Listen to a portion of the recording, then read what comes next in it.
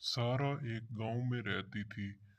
اس گاؤں کے بارے میں خوفناک کہانیاں مشہور تھیں، لیکن وہ انہیں صرف قصے اور کہانیاں سمجھتی تھی، حقیقت نہیں۔ وہ ایک دلیر لڑکی تھی، مگر اس رات کچھ ایسا ہونے والا تھا جس نے اس کی دنیا ہی بدل دی۔ سردیوں کی رات تھی اور باہر اندھیرا چھایا ہوا تھا۔ لوگ اپنے گھروں میں جا چکے تھے، لیکن سارا کو دیر ہو گئی تھی۔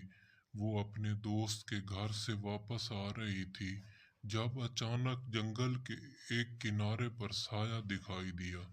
وہ پہلے اسے نظر انداز کر کے چلتی رہی، مگر سایہ اس کے پیچھے پیچھے آتا رہا۔ آخر کار خوف نے اسے مڑنے پر مجبور کر دیا۔ وہ سایہ اب قریب تھا، مگر زمین پر اس کا کوئی عکس نہیں تھا۔ کون ہو تم؟ سارا نے کانپتی ہوئی آواز میں پوچھا۔ سایہ ہنس پڑا۔ اس کی ہنسی گونجدار اور غیر انسانی تھی۔ میں وہ ہوں جسے لوگ بھولنا چاہتے ہیں مگر بھول نہیں سکتے، سایہ بولا۔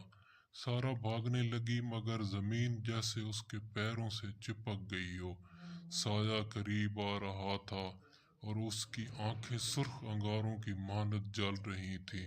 اچانک وہ سارا کے بالکل سامنے آ گیا اور اپنی لمبی انگلیوں سے اس کی طرف اشارہ کیا۔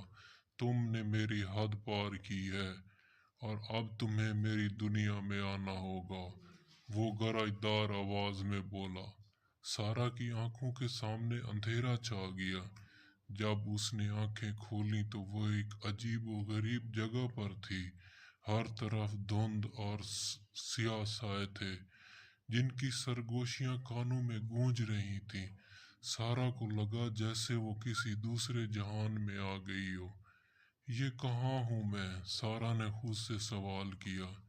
یہ میرا جہان ہے، وہ سایہ نما جن سامنے آ گیا۔ یہاں وقت نہیں، روشنی نہیں، صرف اندھیرا اور خوف ہے۔ سارا نے بھاگنے کی کوشش کی، مگر راستے ختم ہو گئے۔ ہر طرف سے سایہ نکل کر اسے گھیرنے لگے۔